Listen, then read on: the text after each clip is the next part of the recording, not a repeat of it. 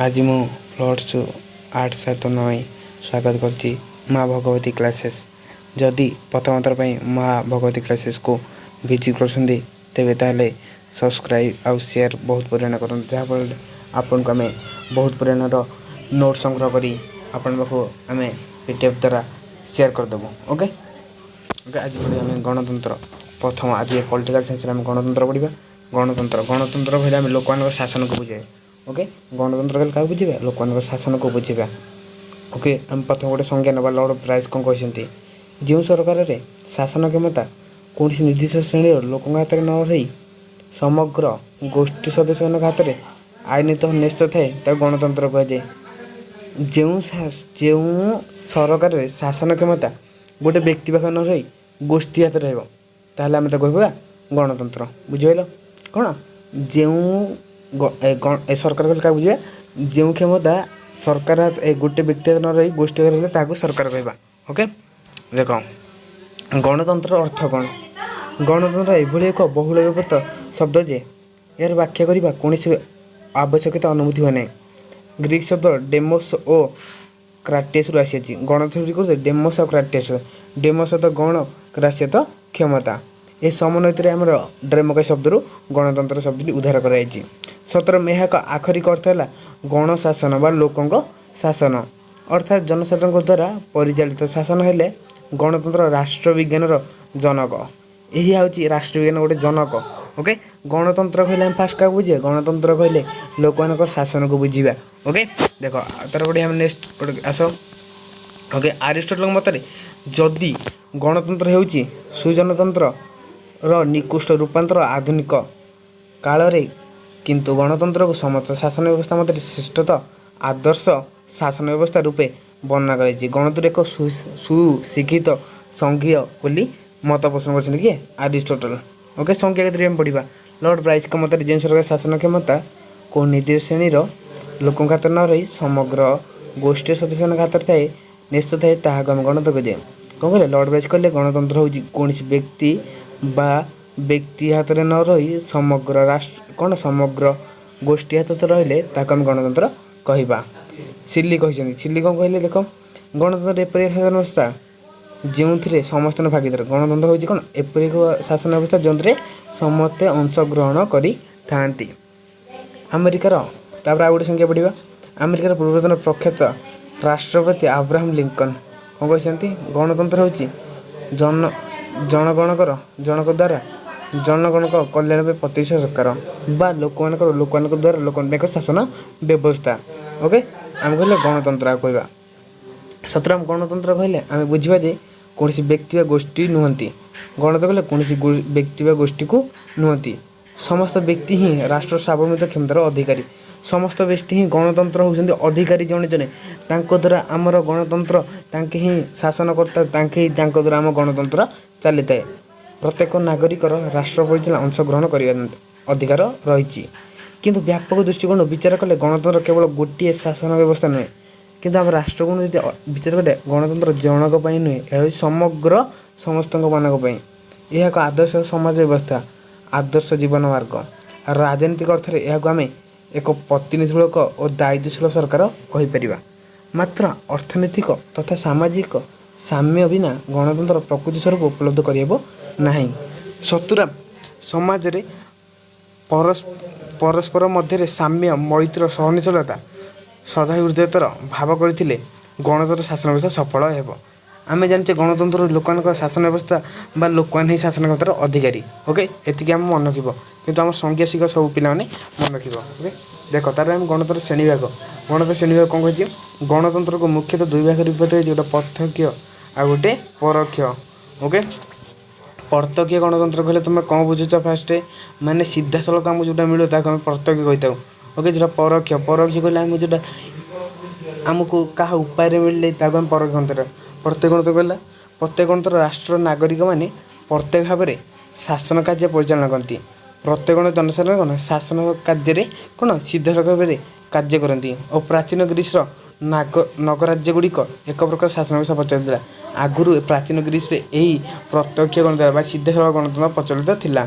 नगर राज्यर समस्त नागरिक गोटे शासन में समवेत आईन और नीति निर्धारण ତଥା ସମସ୍ତ ସରକାରୀ କାର୍ଯ୍ୟ ସମ୍ପାଦକ କରୁଥିଲେ।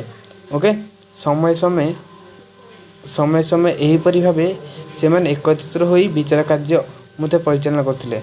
ମାତ୍ର ଏହା ସମ୍ଭବ ହୋଇଥିଲା କାରଣ ସେତେବେଳେ ନଗରାଜ୍ୟଗୁଡ଼ିକ ଆୟତନ କ୍ଷୁଦ୍ର ଥିଲା ଓ ଜନସଂଖ୍ୟା କମ୍ ଥିଲା। କ'ଣ ପାଇଁ ସେଥିରେ ଆମେ ଗ୍ରୀସରେ କ'ଣ ପାଇଁ ପ୍ରତ୍ୟେକତା ପଚାରୁଥିଲା କ'ଣ ପାଇଁ? କାରଣ ସେଠି କମ୍ ପରିମାଣ ଲୋକ ଜନସଂଖ୍ୟା ବାସ କରୁଥିଲେ। ସେଥିପାଇଁ ଆମକୁ ସେଠି କ'ଣ ପ୍ରତ୍ୟେକତା ପ୍ରତିଷ୍ଠା ପାଇଁ ସୁବିଧା ହେଉଥିଲା। ସେଠି ମାନେ ଲୋକମାନେ ଇଣ୍ଡାଇରେକ୍ଟ ସରକାରକୁ ନିର୍ବାଚନ କରୁଥିଲେ, ପ୍ରତ୍ୟାହାର ମଧ୍ୟ କରୁଥିଲେ, ଯାହାଫଳରେ ତାଙ୍କୁ ସୁବିଧା ହେଉଥିଲା। କ୍ଲିଅର? ତାପରେ ଆମେ ଦେଖ ଆଉ ଗୋଟେ ଅଛି ତାରେ ଥିଲା ସ୍ୱଳ୍ପ ମାତ୍ରା ଆଧୁନିକ କାଳରେ ରାଷ୍ଟ୍ରର ଆୟତନ ତଥା ଜନସଂଖ୍ୟାର ଅଭିବୃଦ୍ଧି ଯୋଗୁଁ ଏହା ଆଉ ସମ୍ଭବପର ହୋଇନାହିଁ।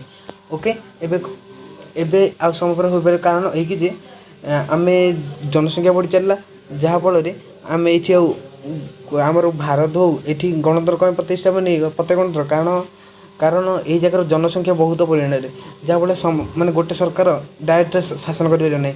ସେଥିପାଇଁ ଆମେ ଇଣ୍ଡାଇରେକ୍ଟ ବା ପ୍ରତ୍ୟେକ ଗଣତନ୍ତ୍ର ପ୍ରଚଳିତ କରିଛୁ। ବର୍ତ୍ତମାନ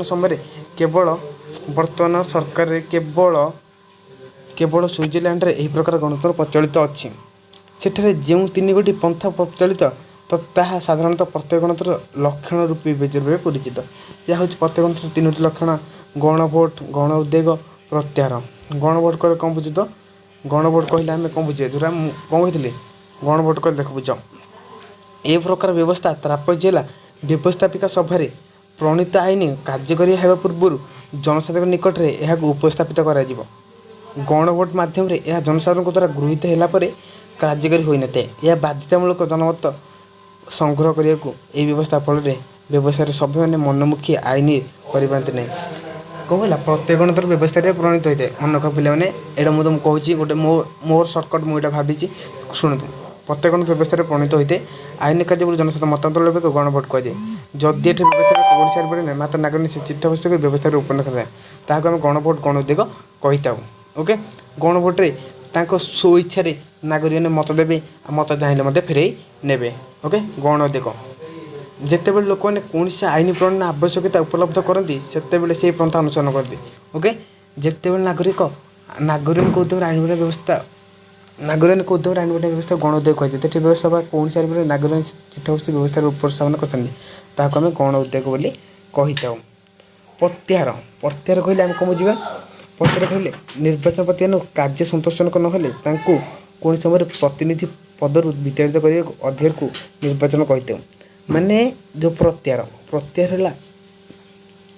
ହେଉଛି ମାନେ କ'ଣ? ଯେଉଁ ନିର୍ବାଚିତ ପ୍ରତିନିଧି ନାହିଁ ସେମାନଙ୍କ କାର୍ଯ୍ୟ ଠିକ୍ ଭାବରେ ଯଦି ନ କରିପାରିଲେ ତାଙ୍କର କାର୍ଯ୍ୟକାଳ ସରିବା ପୂର୍ବରୁ ଆମେ ତାଙ୍କୁ ମଧ୍ୟ କ'ଣ ବିତାଡ଼ିତ ବା ବାହାର କରିପାରିବା, ତାକୁ ଆମେ କହିଥାଉ ପ୍ରତ୍ୟାହାର ବୋଲି କହିଥାଉ। ଓକେ, ତା'ର ପରୋକ୍ଷ ଗଣତନ୍ତ୍ର ହେଲା ଯେଉଁ ଶାସନରେ ସାର୍ବଭୌମ କ୍ଷମତାର ଅଧିକାରୀ ଜନସାଧାରଣ ସରକାର ପରିଚାଳନା ପ୍ରତ୍ୟକ୍ଷ ଭାବରେ ଅଂଶଗ୍ରହଣ ନ କରି ସେମାନଙ୍କ ପ୍ରତିନିଧି ଶାସନ ଅଂଶଗ୍ରହଣ କରିଥାନ୍ତି ବା ଦାୟିତ୍ୱ ନିଶ୍ଚିତ କରନ୍ତି, ତାହାକୁ ଆମେ ଗଣତନ୍ତ୍ର ପରୋକ୍ଷ ଗଣତନ୍ତ୍ର କହିଥାଉ।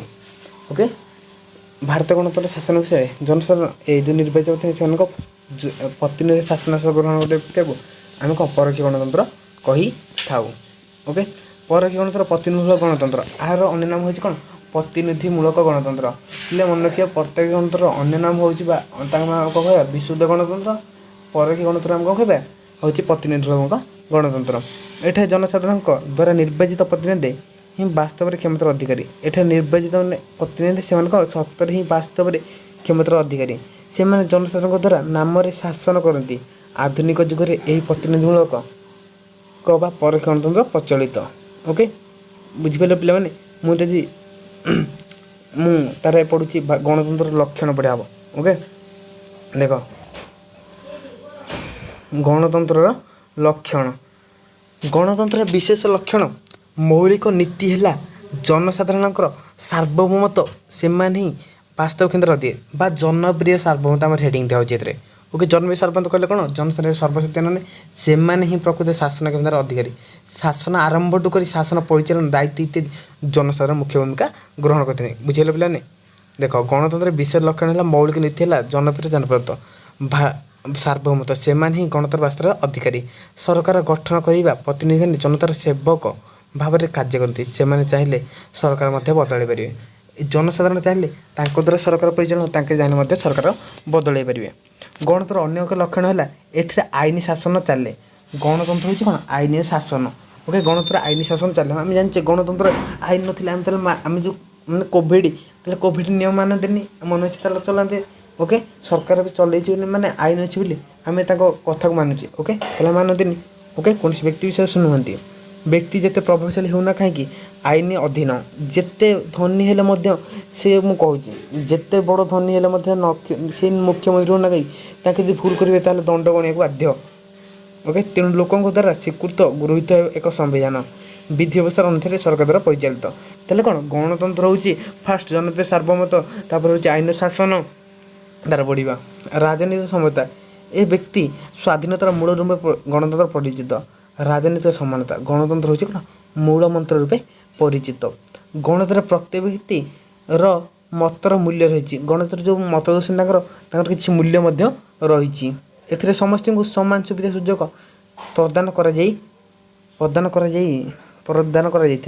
किसी जो सुविधा सुजोग प्रदान कर प्रत्येक व्यक्ति निजक मक्तव्यर स्वाधीनता मिलता है।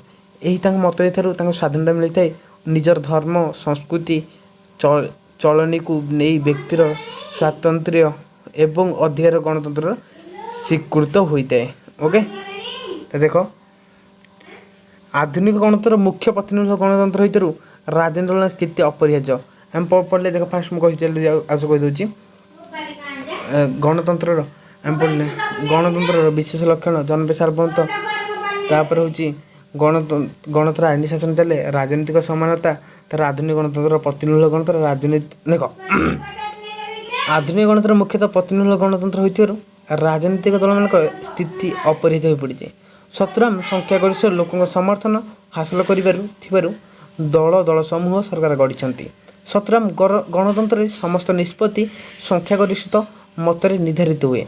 बहुमतर प्राधान्य गणतंत्र लक्षण यहाँ हूँ आम संख्यागरिष्ठता संख्यागरिष्ठता अरे गणतंत्र आम संख्यागरिष्ठता बा संख्या द्वारा आम जी माने मेजोरिटी गोटे मुझे कहली भूल आमर जो बहुत संख्यक माने जो दल अधिक संख्या हासिल कर से दल ताले सरकार गठन करे। ओके ताले कौन अधिक परिमाण संख्यागरिष्ठ प्राधान्य जो दल अधिक संख्यागरिष्ठ से सरकार गठन कर। ओके से भाया गणतंत्र अनेक विषय है समालोचना सरकार पारस्परिक विचार आलोचना मध्य ही सरकार निष्पत्ति ग्रहण करती। पारस्परिक माने जदि राज्य आउ केन्द्र पारस्परिक विवरण हो ताले कथा निष्पत्ति लो। ओके टीका कथा चलनी निष्पत्ति ने छड़ा हम। ओके सरकार समालोचना अधिकारी मध्य लोक मिलता जनमत को उपेक्षा कर दृष्टि गणतंत्र एक सरकार पक्षर संभव नुहे। ओके गणतंत्र शासन में परिवर्तन संविधान नीति नियम आधार होता है। कौन सी बल प्रयोग हिंसात्मक पद्धति अनुसरण परिवर्तन को यह विरोध करता है।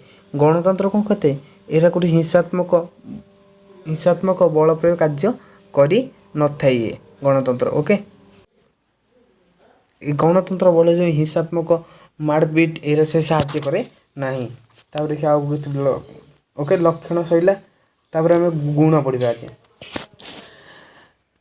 साम्य भाव गणतंत्र केते गुड़ी गुण आम फास्ट पढ़ले गणतंत्र कौन प्रकार भेद गणतंत्र क्या कहुए गणतंत्र प्रकार भेद पढ़ले श्रेणी भाग जो पढ़ले गणतंत्र दुई भाग प्रत्यक्ष अपरोक्ष गणतंत्र से भाग पढ़ले गणतंत्र लक्षण पढ़ले गणतंत्र गुण पढ़ा। गणतंत्र प्रधान गुण है यह प्रत्येक व्यक्ति और गोष्ठी समान दृष्टि देखा जाए एथिरे प्रतिनिधि शासन कर शासित होकर अधिकार थाए।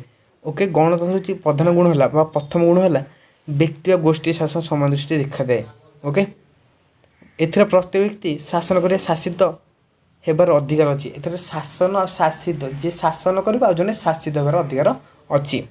आईन दृष्टि समस्ते समान उपभोग करती समस्त समान नागरिक दिखाई धनी दरिद्र शिक्षित अशिक्षित जाति धर्म वर्ण लिंग निर्विशेष समस्त मतरे समान गुरुत्व रही समस्त को समान अधिकार दी व्यक्ति मात्र भोट गोटे यही समय गणतंत्र वैशिष्ट्य गोटे व्यक्ति मात्र गोटे भोट समस्ते समान उपभोग करती।